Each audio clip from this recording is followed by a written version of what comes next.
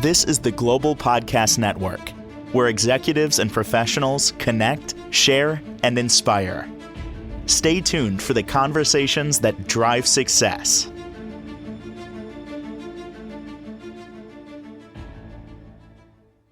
And welcome back, everyone. I'm processing this phrase that is the baseline for this podcast today that can help you heal.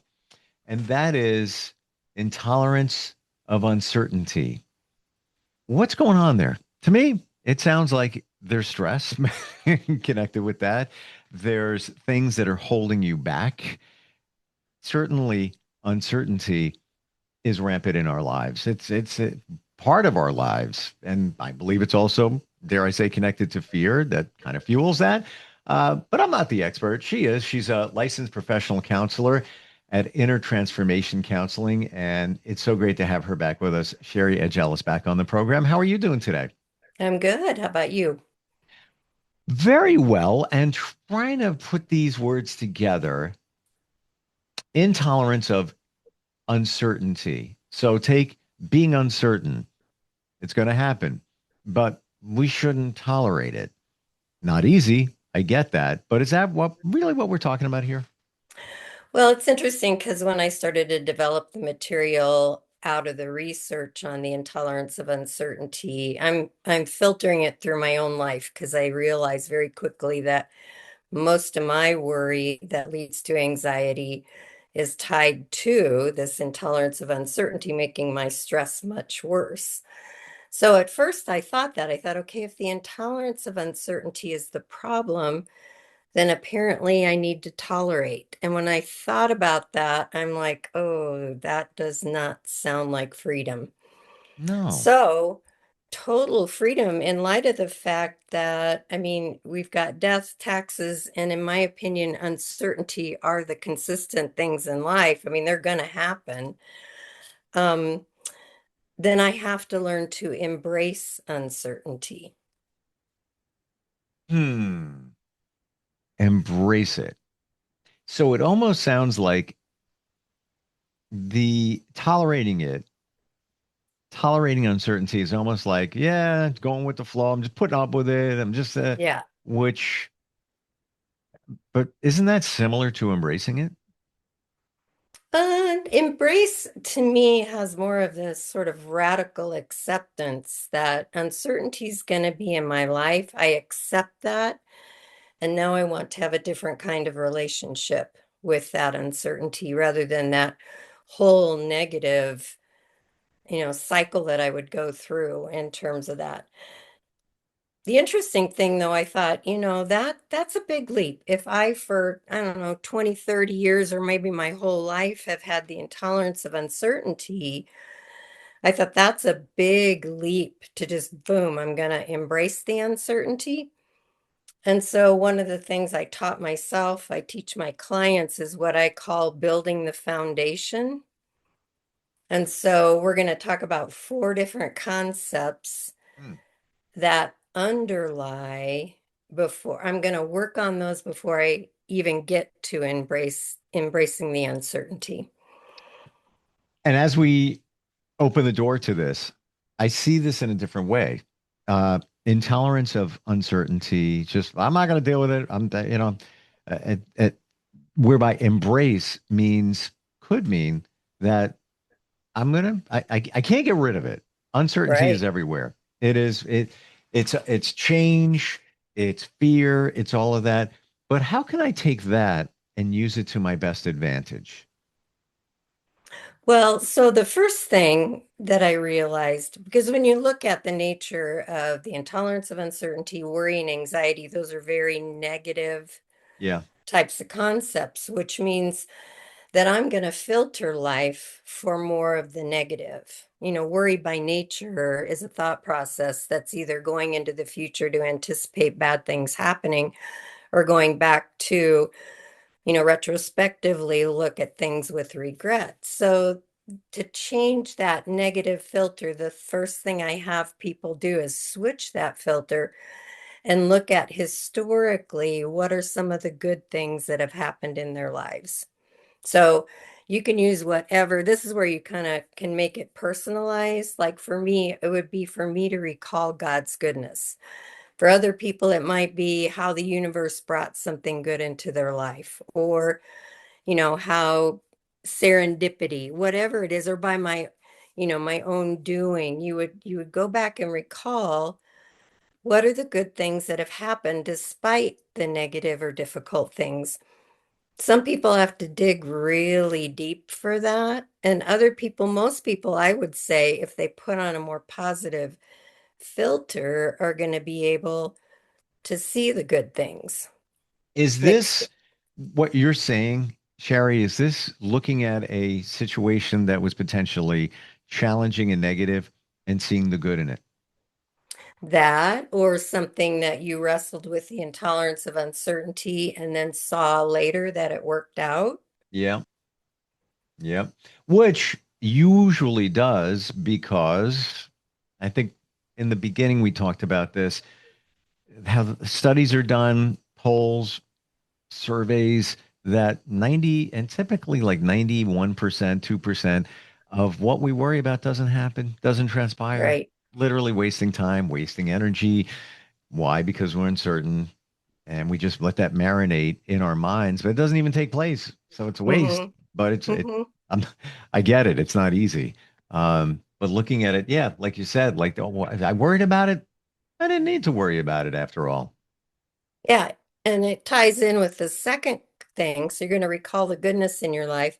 The second thing counteracts that shame idea where I don't believe in my ability to cope now becomes I do believe in my ability to cope. And I can look back and see those difficult things. Maybe even my worry came true, but I saw that when I got in the middle of whatever the circumstance that was, I was able to figure it out. Like for Mm. instance, I mean, I didn't know what podcasting would be like on my end of stuff. I've, never done this before. And after the first one, and I saw how it was, I found myself starting to worry, right? Like, oh, God, how's it going to go? Am I going to know what to say? And I just stopped myself and I said, hey, listen, you've successfully, however many podcasts I've done, you knew what to say. You weren't perfect, but that wasn't the goal. And then I just settled, right? Because I thought I was uncertain every other time. And yet, in the middle of it, with your good guidance and my expertise, I was able to figure it out.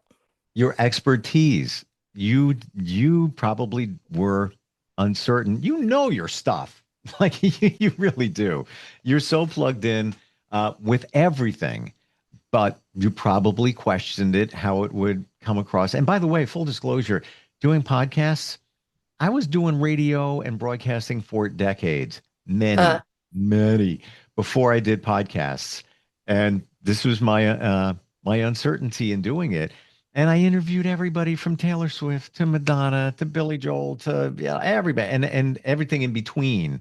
yeah, yeah, Then I'm doing podcasts. I got to fill almost a half hour. What if I run out of things to talk about? How am I going to do it? Whatever. La, la, la, la, la, la, la. Maybe I need a script. yeah. Well, after a short period of time, I realized, oh my gosh, I don't.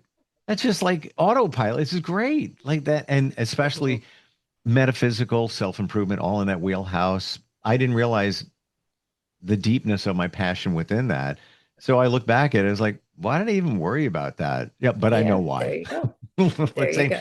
same reason why we worry about everything. Is it fear? And Is it fear?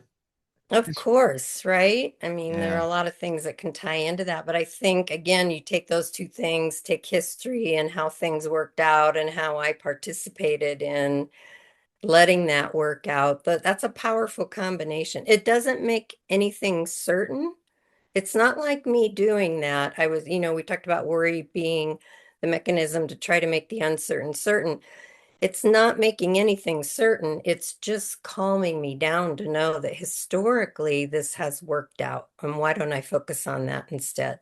Exactly. And again, it's coming up more and more, popping in my head, then you know it. The energy flows where the attention goes. So Mm, why put your attention into yeah. something like that? It's almost Yeah. as if, I've never sneezed on the air, ever. I'm like, I find it weird. Like, but have I thought about it? It's like, well, that it could happen. And if it does, so be it. It's all Right, natural and everything. So what? I right, mean, back in the right. day, it was almost like you don't do that. Huh. Different times now. But even that, like, I would wonder about it. And I'm almost thinking if I put my attention into that, I'm probably going to sneeze sometime before we're done today because I'm putting that attention into it. So we have pillar one, pillar two, right? Yep. The third one is being present, because as you can imagine, if in my worry, I'm trying to get ahead of myself, remember, you could have two different responses. One is that I think I can get control, where you're activated in that. The other is, I don't think I can, so you shut down. Mm. So in that, if you can learn to be present, what's going on right now? A really practical way of being present is just taking a pause and being able to, um, sorry, my lights just went out. I was just realizing that. I'm like, sorry. Uh, Well, we're, we're taking a talking pause about and we're talking about energy here, so weird things can right, happen. right. I don't, that's fine, right? It's my Yep. voice that matters. So being present, you use your five senses and notice anything that has to do with your five senses, and it brings you into this moment where you do have more control, where you do have choices to make. And so that's the third thing and then that's important in any factor in life, learning how to be present. Hmm. Is that in your journey and experience, being present is so important? Hmm. It's Mm. incredibly important in relationship dynamics. I have found, in counseling, if I'm not front and center attending to my person, the ideas are not coming. And so even in that setting, and then utilizing that as a springboard to help them learn to be very present in that moment. I mean, it's beautiful for us and our souls. It's beautiful in exchange and relationship. Mm.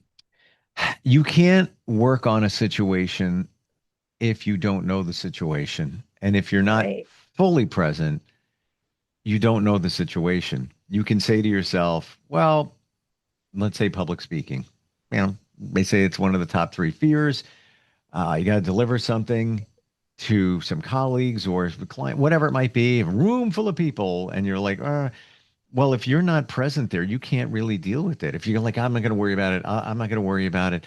Um, Being present, that was a game changer for me at the very Mm. beginning. That was Mhm, it, and mhm, that's I might have shared. Somebody showed up in my life, and that's what they said. It was almost like they mhm, were a messenger. Like they said, mhm, well, you're thinking about the past, you're thinking about the future. You're not living in the moment. I didn't even mhm, know what mhm, that meant. It took me time, months to figure that out. But that was the message. And they would, here for a season or a reason. I was connected with them for about 5 months, and that was it. And mhm. I think they were there just swooping in to deliver it and Yeah, swoop on out. Um, yeah, so important. Yeah. So being yeah. present is pillar three. Yep. And then the fourth one is gratitude. So one of the questions I ask, I mean, I think there's one level of gratitude where you look at all the things in your life that are wonderful and, things that have made your life better. But there's Mm. also the question I ask my clients is, what would you miss if you didn't have it? So to me, that question allows us to look at things maybe we're taking for granted. So I will often say, like, I'll say to a client, how did you get from your car into my office? And they'll say, I walked. And I'll say, have you thought about that as a point of gratitude? Because if you couldn't walk, that would be an issue. Mm. I know gratitude is important. I practice it, have a gratitude journal, try to write in it every single day. And I know it can move your life in a positive way. But I'm looking at uncertainty. and how I can support that. What's showing up for me is if you have uncertainty, the gratitude shows you that you pulled things off and you moved your life forward in certain ways. And it doesn't have to be these big, amazing things. It could be I'm grateful for, and I think I wrote this today or yesterday, my creativity. You know, I'm Mm-hmm. pretty good with that. You know, things show up and, I like to Yeah. think of things and be creative. Um, I'm grateful I got that talent. And Mm-hmm. it's not, you can't put a value on it. It's not like, a car or anything. And I am grateful for my car. I bought a car a couple of months ago, whatever. I'm like, you know what? It was a me to me present. I'm glad I did that. It supports me, Mm-hmm. takes care of me. Mm-hmm. I'm proud of it. Love the technology. I feel like it's, an extension of me. So I say I'm grateful for it. But it runs deeper than just saying it's a possession, if that makes sense. Sure, absolutely.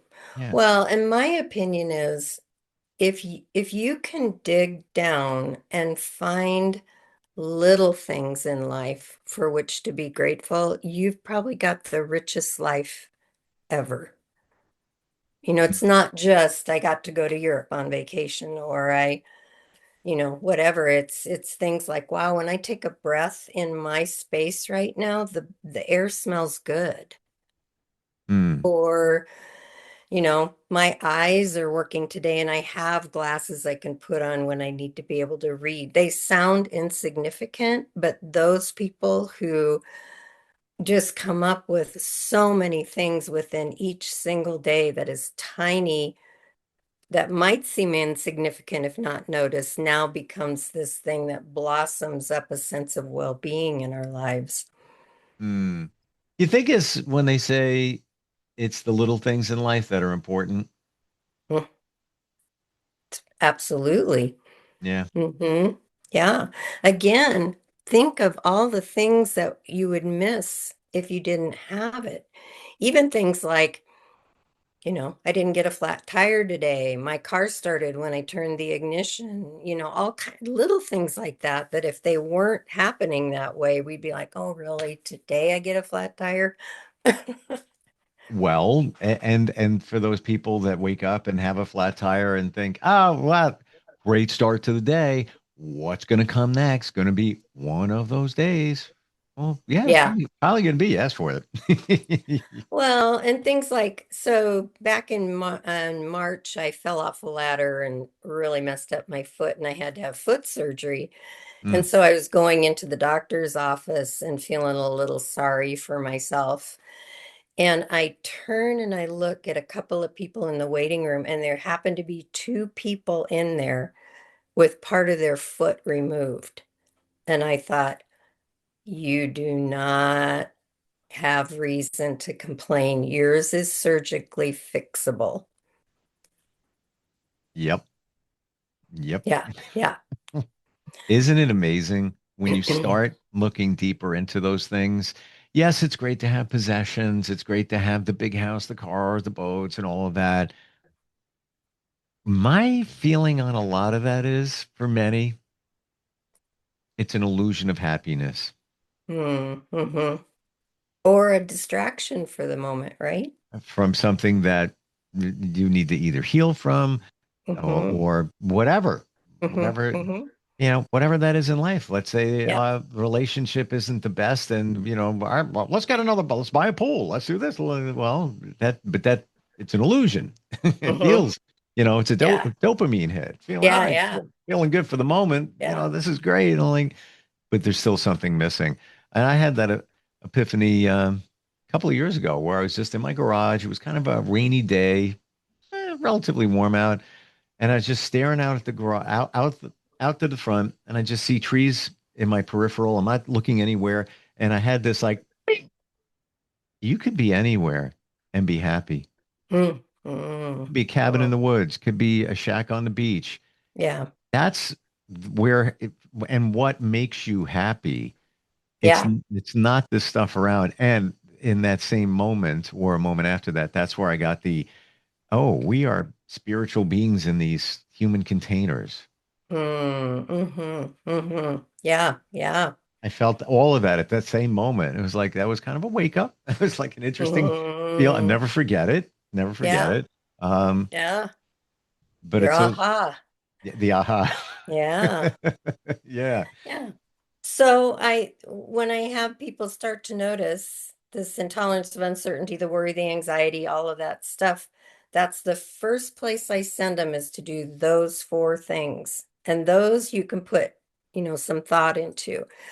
And then after that, what I teach them to say, and this can be hard at first, I know what I need to know right now.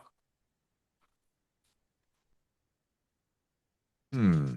I'm grabbing a post-it note and writing that down. Ah, so this was interesting. I don't know, last week sometime I was reading in one of my meditation books, and it talked about the fact that they are, as they're kind of looking at how we process information today, that we as human beings process more in a day than in the entire life of someone in the Middle Ages.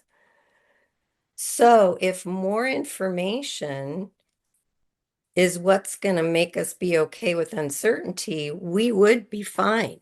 We wouldn't have the intolerance of uncertainty anymore. Mhm. So it's not, I need to know more, I need to know more, obsessing about figuring out the uncertainty. It's just sort of this release that says, hey, I know what I need to know right now. And then from that, you embrace the uncertainty. Well, many of us, when we have uncertainty, want more information to make us feel better and maybe feel more certain. But you have information now, use it. And you know Hmm. what's interesting?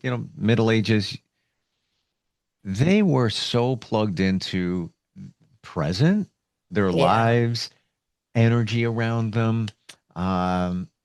Not to go too woo here, but how, a stone, a crystal can support them. And finding this rock somewhere and this thing has magic properties.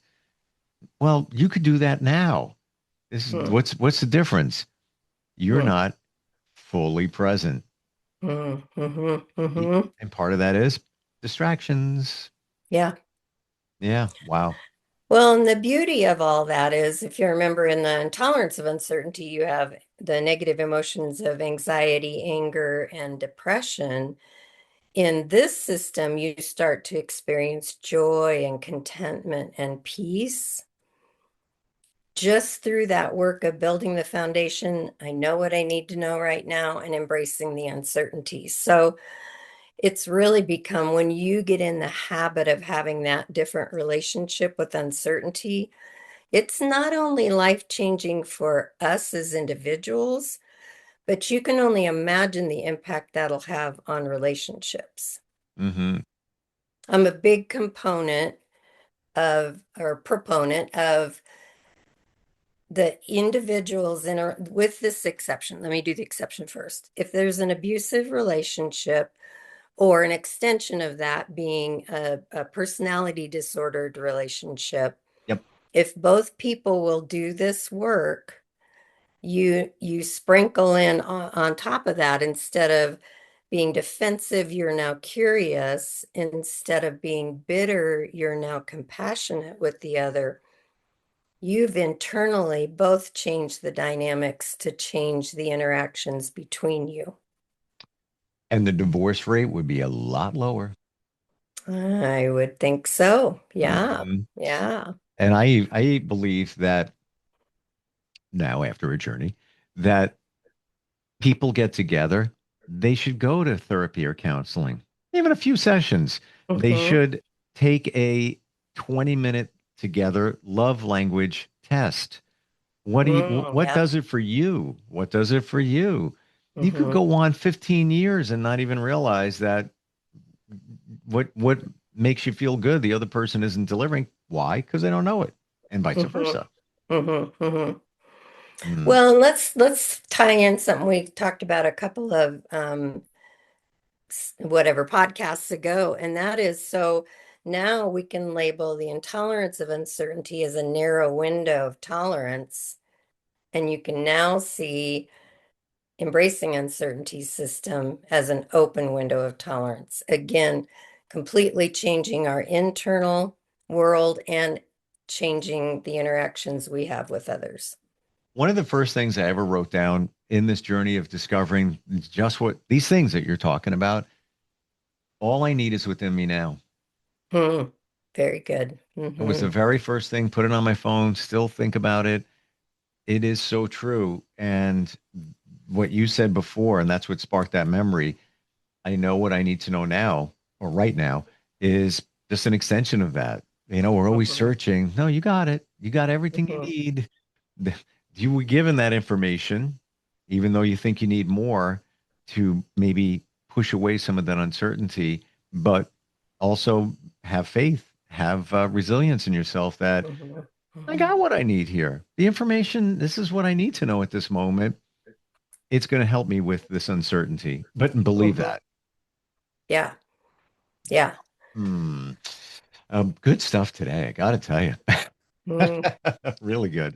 How do we connect with you, Shari? And people come across podcasts, months later as they're doing searches and everything. Doesn't matter when. And I believe if you're hearing this, probably a reason why you have the information you need right now. How do we find you? So it's itc.shari.edgell@gmail.com. Gotcha. And is that the best way? Website? This is the best way you just said, right? Yeah, in a more interactive sort of way, although I don't do counseling over email, but you can also go to the blog, I believe. I think that's what it is, where it talks a lot about that whole blog is about the intolerance of uncertainty and moving toward embracing uncertainty. Wow. I've heard that phrase before, intolerance of uncertainty, and never really looked at those words. And they sound negative, but it's really a positive when you start reframing it.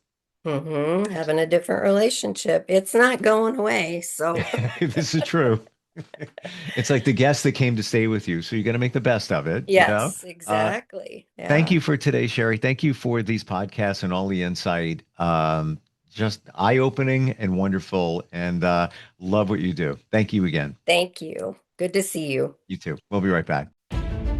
This is the Global Podcast Network, where executives and professionals connect, share, and inspire. Stay tuned for the conversations that drive success.